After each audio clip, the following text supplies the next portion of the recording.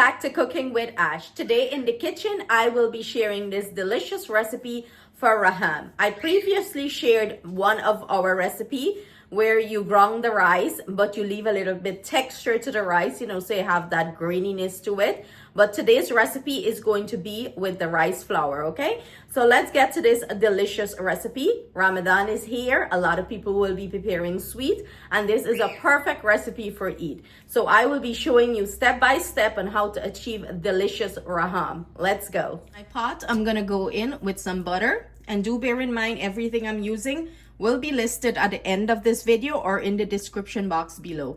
We want this butter to melt down before we add our rice flour. My melted butter, I'm gonna go in with my rice flour, and what we're gonna do here, we're gonna start parching this, and this is going to take anywhere from 10 to 12 minutes. You wanna cook the rawness out of this rice flour. You wanna parch it on low and slow heat. So you're gonna keep standing here and keep turning it so it doesn't, burn or anything like that. Low and slow heat for about 10 to 12 minutes until you smell it nice and toasty. That's when it's time to take this off the heat. Now halfway through the parching process, I'm gonna add some nutmeg. I want this to infuse into this rice, so this is why I add it here. And we're gonna keep parching this. So this, I'm gonna go in with a sprinkle of black pepper, not a lot, just a little bit. And again, keep on parching.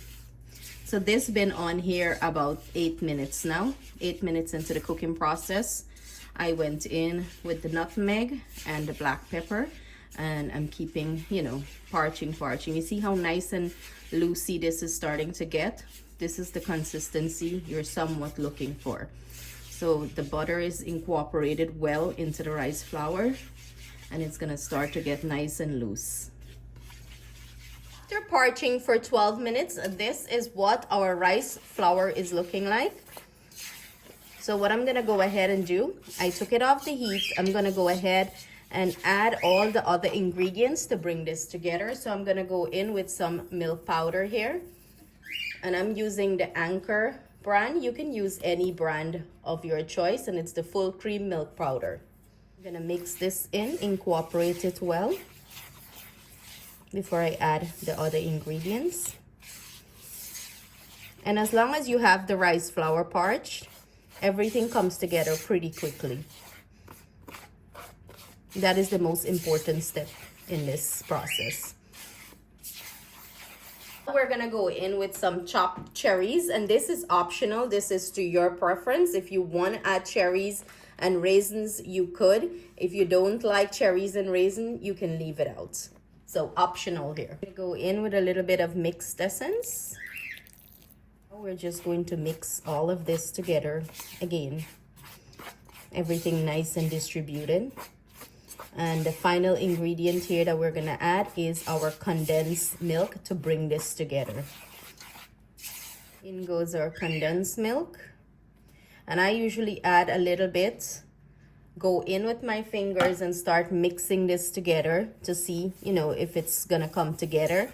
And if I need more, that's when I'm gonna add. So you gradually add, mix, going with your fingers here, because, you're gonna able to feel the consistency better.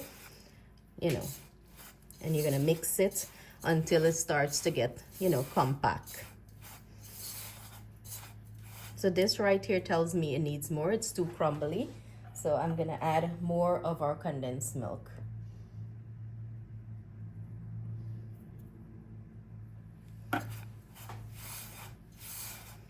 When I was a child, I was the one that my mom would send me to the only person in the village that have the mill to grind the rice flour, to get, grind the rice, not the rice flour, grind the rice.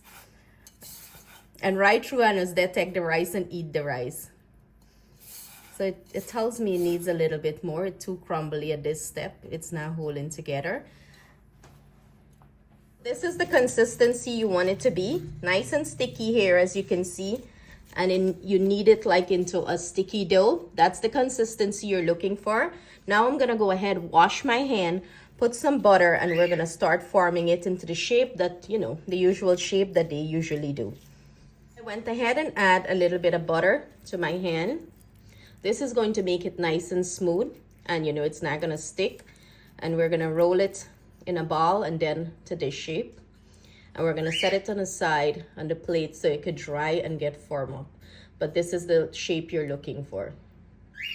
It's taste testing time. Here is our finished Raham. Who's drooling? Look at that beautiful coating. It looks so shiny and nice. Let's go ahead and taste this one. Melts in your mouth.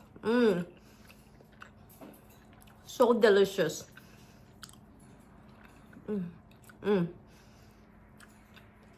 Me can't talk. It's that good. So I hope you guys give this Raham recipe a try. Let me know your thoughts in the comments. I can't wait for you to try this because it's so tasty. It's so delicious. And it's quickly going to become one of your favorite eat sweet. So thank you so much for joining us in the kitchen. Stay blessed, stay safe. See you guys soon with another delicious recipe.